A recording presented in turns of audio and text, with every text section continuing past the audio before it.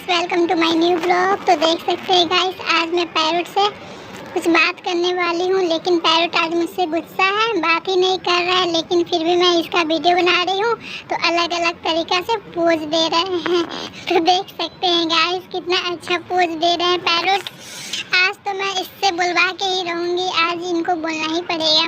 तो देखते हैं आगे पैरट बोलता है या नहीं बोलता है। तो देख सकते हैं कैसे बॉडी खुजला रहा है पैरट। पैरट मुझे बहुत ही प्यारा लगता है गाइस, मैं इसे बहुत ज़्यादा ही प्यार करती हूँ।